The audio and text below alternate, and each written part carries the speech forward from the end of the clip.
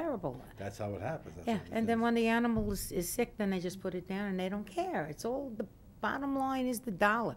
That's why you're better off going to a shelter or something. Yeah. Because, you know, 1/3 of the animals in shelters are pedigrees. Anesthetized. And not only that, they're anesthetized too. They what? They anesthetize them. They put them out. They euthanize them. Oh, euthanize. Oh, well, yeah. I say 4 anesthetize. million dogs a year in this country get euthanized. And that is a damn shame, because if you're not part of the solution, you are part of the problem. And that's the truth.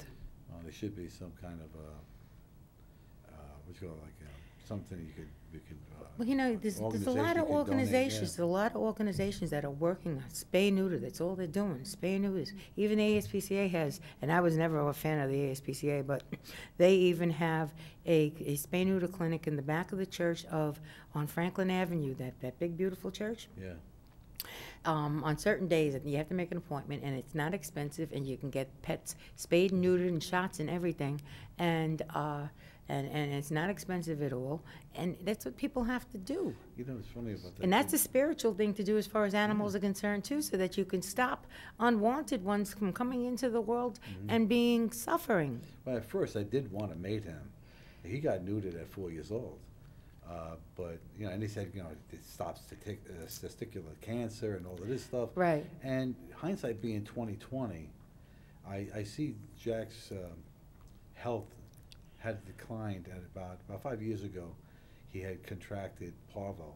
Oh no. I walked him, they got it, and his fever was out of control. And they had him overnight.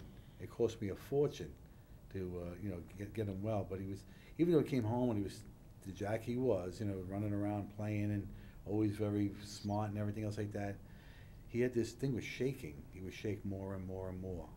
And it was like a lot more exaggerated as he was getting sicker now. He would just sit and shake. Looked like somebody who had MS, say. Yeah. You know?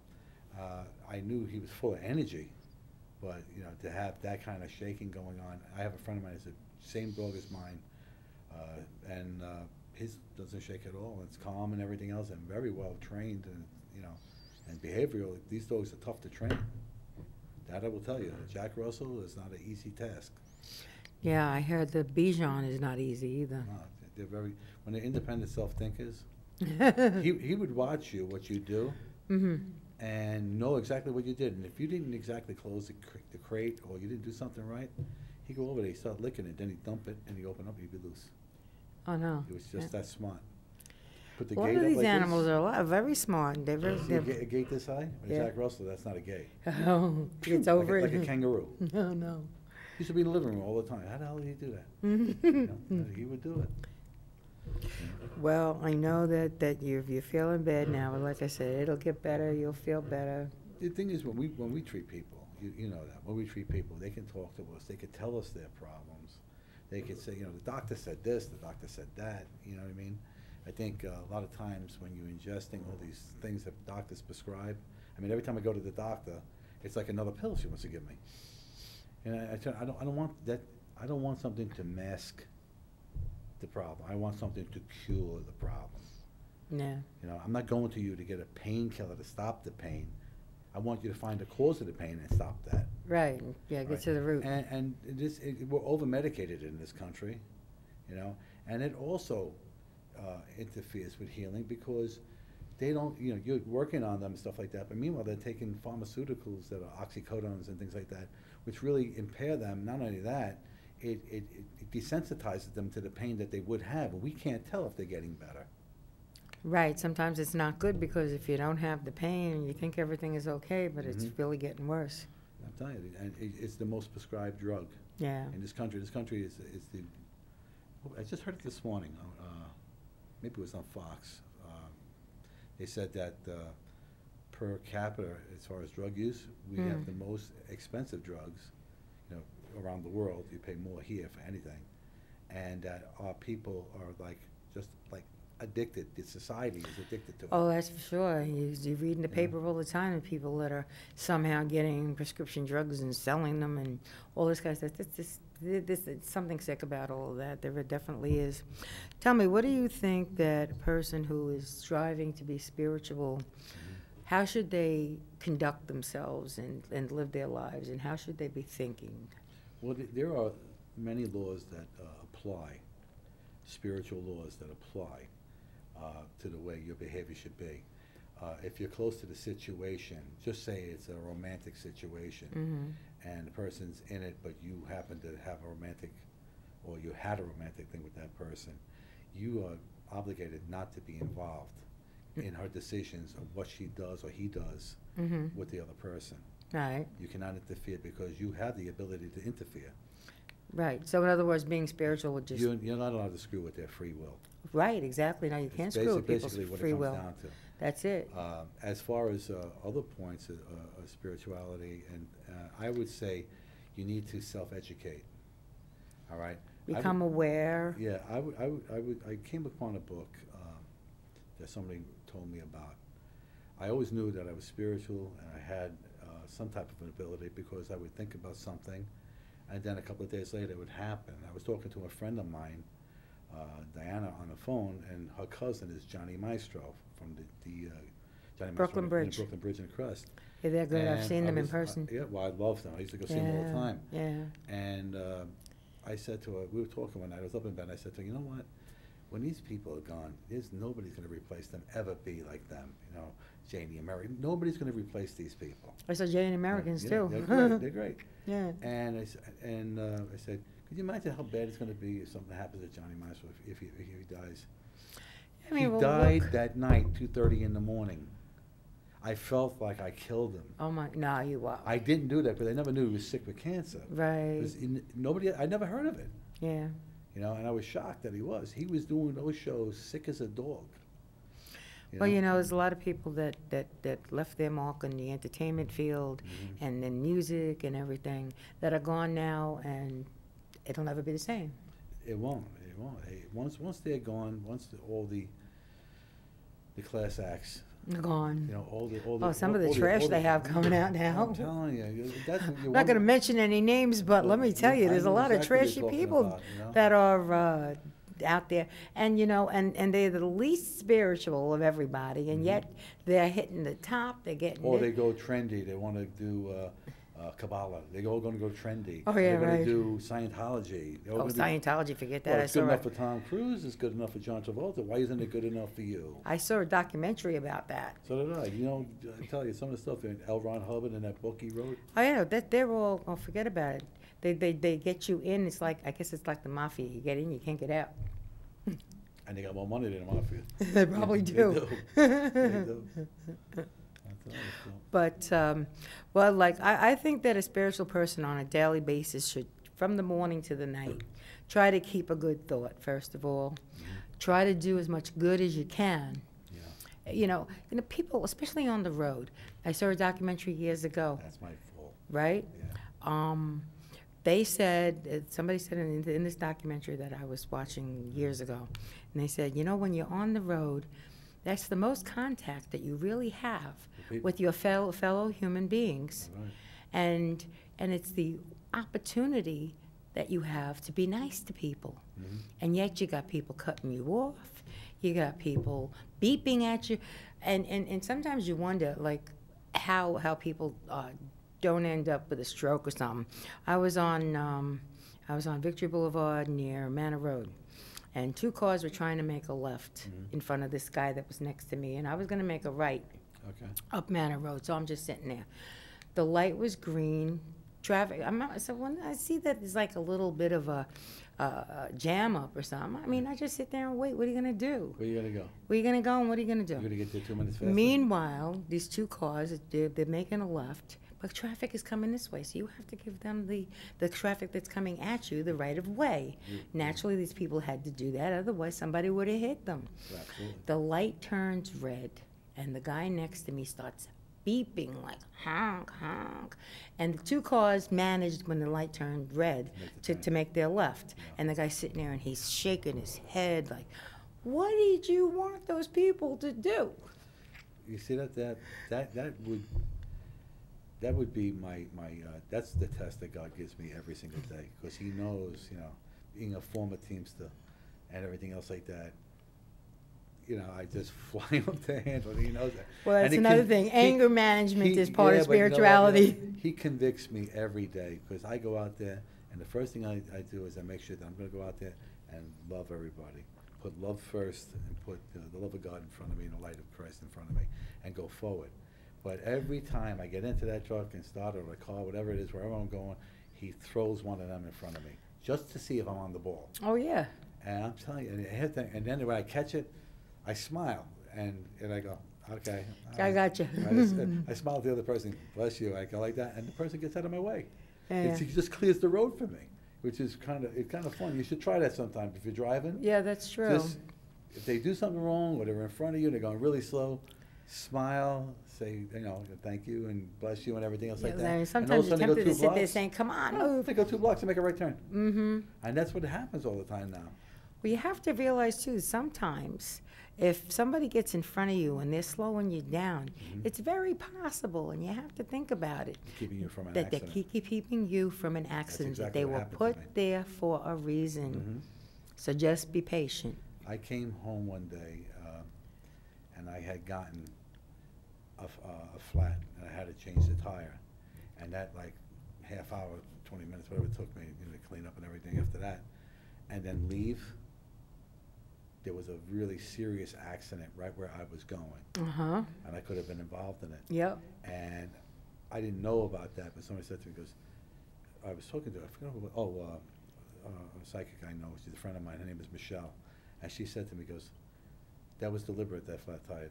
The angels gave you a flat tire so you couldn't go at that time. Right. You would have been involved in it. You think that the forces are working against you, but they're really not. They're working for you. Well, if they keep me out of an accident, I don't think you can give me another flat tire. That's right. You know, so it didn't matter, flats can be fixed. That's you know? right. Flats And, can be fixed much more easily than people. That's true, very true. Yeah. Yeah. So in the meantime, though, so you're having a spiritual day, you're being nice to people on the road because that's the thing to do. I was watching Pastor Joel Steen. I like him very much because his message is a lot of my message to people. Be good to one another. Be good, love your fellow man, try to help them. Help people for no reason. Yeah. Don't and expect and anything. also be considerate Yeah. of somebody else. Somebody said to me, Tom, you do all these things to help people, and you help me all the time. You go out of your way for me and everything else like that. He goes, what's in it for you? I turned around and said, there has to be something in it for me? I said, you know what's in it for me? What's in it for me Satisfaction. is seeing you healthy. Right. Or seeing you accomplish what you're trying to do. Right, and Because- being responsible and for knowing that. that I was the intermediary Exactly. that brought that about for you. That you're responsible for somebody else having a better day. That's right. You don't have to, people say, oh, I want to Sometimes- pray to the angels, I want to be rich. They're not going No. to do that. Sometimes it is, you feel the feeling that you get when you've done something good and somebody appreciates it. Mhm. That's all you need. That's all I need. That's all you need, really. And Yeah. as far as, all right, there's nothing wrong with asking God or the angels to help you have, not abundance so much, but. No, you ask but- for, God is abundance. God is abundance. Yeah. God doesn't know lack. There's no such thing as lack in God's dictionary. Right. God is abundance. He feeds everybody. As he feeds the birds of the earth and the animals of the earth, how much more will he give you? Yeah. If you believe in him. Well, I have to tell you, I feed the birds myself. It doesn't matter. But God is using me. He's using you That's as how the he's vehicle. feeding, Yeah, as the he's using you vehicle. as the vehicle. You see this deer all over the island. Yeah. They said at the last count there was like 1,500 deer. All right? Yeah, somebody actually see went out and people- counted them? Well, I don't know. They're just guesstimating. But, I see people, putting over the fence on Arthur Kill Road, they're dropping sacks of apples. Okay? For the deer? For the deer. How Because nice. the deer eat that. Yeah, They love sure, apples. they love it. You know what I mean? When you go upstate and you go to hunting range, hunting areas and stuff like that, the hunters, they set them up. They feed them all year long, and they put Yeah, out salt right, blocks. so, yeah. So the animal doesn't Oh, well, know. these are real brave hunters, eh? They get them to trust them and then they shoot them. Oh, that's nice. No, you That's don't- real spiritual. They call it a sport. And Yeah, my right, bro- sport, my foot. My brother, my oldest brother, is a sportsman. He's always telling me, "I come up to my property. We have deer all over the place. Come on, we'll do." I said, "Bob, I ain't shooting anything." I said, "I like target shooting, Yes. but I do not like killing an animal. There's no reason No, for it. there's If no. I had to sustain myself, and I was in the woods, and I had to eat a deer, say, which I don't like deer anyway. Yeah. But if I had to, that's another story. This is, Well, yeah, if it means survival, sure, but nowadays you don't have to do that. you know. You don't have to kill animals like that. I mean, we got a variety of animals on this island now too. I'm telling you, you see the hawks; they're all over the place. We have skunk on the island. I saw two pheasants running around yesterday. Pheasants are beautiful. Yeah. I always see them by the garbage dump, so I'm making it where the old dump that used to be on Richmond Yeah, Avenue. yeah. Makes you wonder, like, the heck are they eating? You know? Whatever they can get. I saw two yesterday in a friend's neighborhood, and people were out there hanging out with the two pheasants, giving them bread. You know, a lot of them are used to being fed by humans, so they have no fear.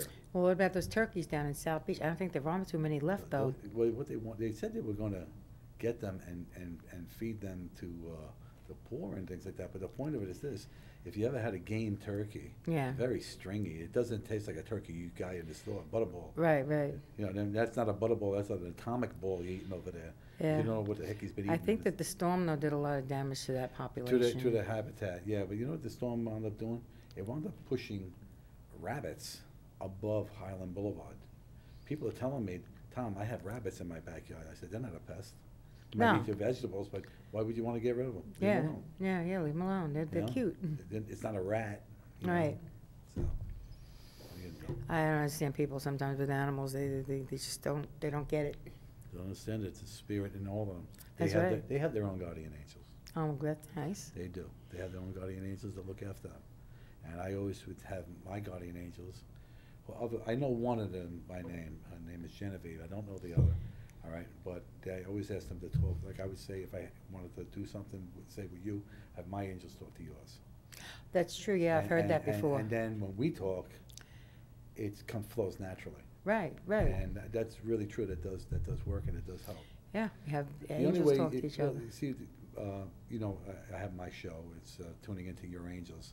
Yes. And on that show, the topic is only angels and healings of angels and interactions of angels with the everyday person.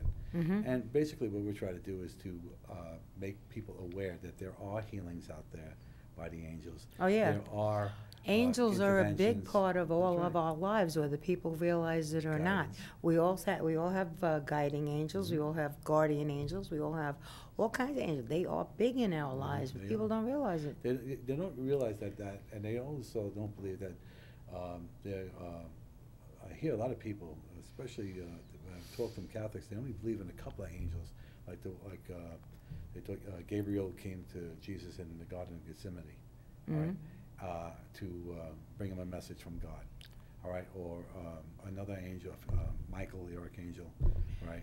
Speaking of Michael, we have a picture of Michael the Archangel, but go ahead, tell us about Michael.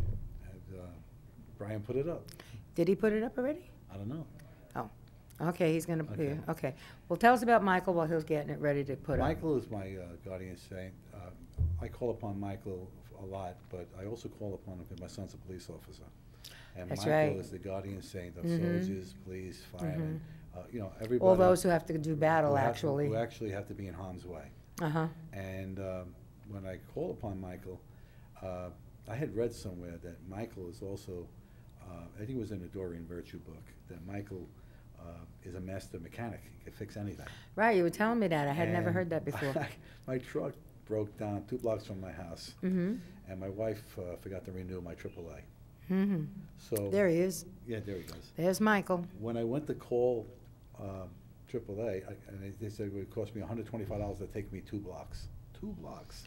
That's Right. AAA. AAA. But what do you pay for then if So, they're wait a gonna? minute, so I called my wife, right, and I said to her, "You want $125?" I said to her, goes, "Well, I'll see if I get somebody to come and get you." So in the meantime, I put my head up against the dashboard, and I was like, you know, and I started to pray, and I asked Michael to come and help me with this. Get me home. And I said, "Please just start the truck. I'll bring it to the mechanic the next day. Just get it running so I can get home." Mm-hmm. I turned the key, the truck started. I wasn't gonna stay there and say, you know, and ask for an explanation. I drove home, got home, and then I thanked him, you know. Of course, you always have to say profusely. thank you. Absolutely. Whenever you ask for a favor from an angel or a saint or God, you always have to say thank you. Thank you. Attitude of gratitude, because otherwise they're not gonna pay any attention to you anymore. Because then you're just gonna be, there's other people who, please, give me this and I'll never do this again. And then You can't make deals either. you can't make deals with People God. try to make deals with God. you can't Oh, make- God, if you do this for me, Yeah, I'll do that. I'll do that for you. You know. No, that's not the way it works either. I put $25 under that saint. You didn't deliver. You know? Oh, come on, what does that mean? You know. That means that people they still think that they can pray to statues, and that's another misnomer that people have about They put the statues in the house. I know. statues are just a focal point. You're not praying to a statue. You're People praying think to the entity. Catholics. No, you're praying to the entity. Catholics pray to statues. No, we don't. We pray to the person, the persona, the saint that it's representing. That's just a focus, Yeah. you know. But it's funny because I have to laugh when I hear people say that about praying to statues. No, we don't pray to statues. They think we're idol worshippers. Yeah, right, Because exactly. in the Bible it says if you pray to anything, an image, a false image of God and stuff, you're an idol worshiper. And in theory, praying to a statue would be an idol. However, the statue of the Blessed Mother represents the Blessed Mother. That's right. The statue The just statue of represents Michael or of Saint any Joseph. saint, give what have you. They have their own holidays. Yeah. St. Joseph's Day. Oh, sure, St. Patrick's, everything. You eat the sfinchi with the cream and everything. I'll say that for St. Joseph's Day. Yeah, I know. I don't remember anything in the Bible saying St. Joseph ate that.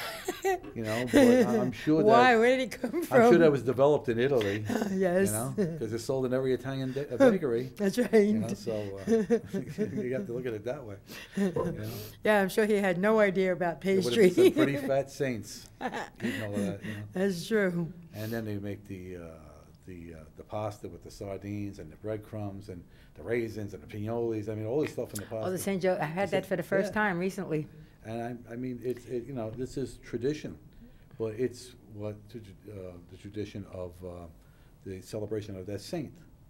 And traditions are good. I think so. I think traditions are good when it's something that's wholesome like that. As far as I kind of lost my train of thought. Snap something to me. I'm losing it. Well, you know what it is too. I mean, you've been hit with a lot, and sometimes when that happens, we're only human, and man, we get a little foggy now and then. It's true, and it could be a senior moment too. Well, my wife tells me all the time. Says, "You need to see somebody. There's something wrong with you." I see somebody all the time. I see God. Yeah, yeah. I talk to God and the angels. That's it. I don't need to talk to That's all anybody part of because spirituality he has a too. PhD on his wall. Yeah, and he's yeah. going to give me hallucinogenics. No, you don't need that. Actually, all you need really is just to talk to friends and just, and then I had, Friends are better our than inner having circle- going to a our inner doctor. Yeah, our inner circle of healers and stuff. Yeah, like that. exactly. I'm always on the phone with you or Aldefina or, right. or Claudia. Yes. All these people that are healers and energy healers and stuff like that. Claudia helped me a great deal, and then she says to me, it was funny when she tells me the dog is in her kitchen. But I had signed off of Facebook, so I was talking to her on that, and I took Jack to bed, and I haven't slept, and every time I symbolically carry him up and put him in bed, I sleep through the night. So what's that saying to you? Whatever works. Well, it's working. It's saying that he's around and he's there. with you. He's definitely there. And he's still close to you, and he's going to remain that way. What we could do. There's nothing you can do except wait for your own turn and hope it doesn't come too soon, but when it does, you're going to see him again at the Rainbow know. Bridge. I have a lot of animals that are going to meet me there. A beautiful poem. Yeah. It really is. I read it. My daughter, oh boy, she made this collage of all pictures of Jack, and she put "You'll Never Walk Alone" to it. And I'm not sure if she put the version that we like, her and I, the Johnny Maestro version. I have never heard a version that good. You'll Never Walk Alone. You'll Never Walk Alone. That was my high school That theme was song. at most high schools at Yeah. the time, But she made this collage. I can't even look at it. If I can imagine, sure. If I look at that, you'll be start sending my crying. mail to the hospital. Oh, no. But that's her way of expressing how she feels. She told me, she said, "Daddy, the other night I went down the basement where his bed is by the computer." I said, "Yes." She goes, "I sat in it because I couldn't sleep." I said, "You sat in his bed?" She goes, "Yeah," and I held this little pumpkin that he had with the little stringy legs on it. Oh, you got his toys and everything, huh? He's got a whole bunch of toys. I'm not getting rid of any of it. No, I wouldn't. You shouldn't have to. I'm not going to do that. No, no, hang on to your memories because they're good. They're good memories. Mhm. Well, you know, in basically in wrapping up talking about spirituality and contacting your angels, you cannot just call upon an angel without surrendering your free will. You need to tell them you want them to come into your life to do a specific thing. And that they can do it the way they have to do it. They have to do it their way. You know what I Right. mean? And they will. Yeah. All right? But you got to be sincere and true of heart. Mhm. You cannot want them to do something that's going to harm Somebody else or something, yes. Even if it's where you get a position and that person needed it more than you, and then you got it. Well, what about That kind of if thing. there's something going on between two people, and there has to be a winner and there has to be a loser? I mean, somebody's got to help you there, right? When they close one door for one person, they open up another. Uh-huh. Angels are benefactors. They're beneficial in our lives. Angels can do no wrong. They basically are unconditional love. And No matter that's what kind of sin you are, even a mass murderer, right. it's unconditional As long as you love. have faith. And in the meantime, this has been a very interesting conversation, and Yes, I it has. thank you for sitting here with me and doing this. It's been a pleasure to have you on the show, and we'll be doing each other's shows, I'm sure. I'm sure you'll be back online. That's right, I will. Okay. So everybody, take care. Have a good night.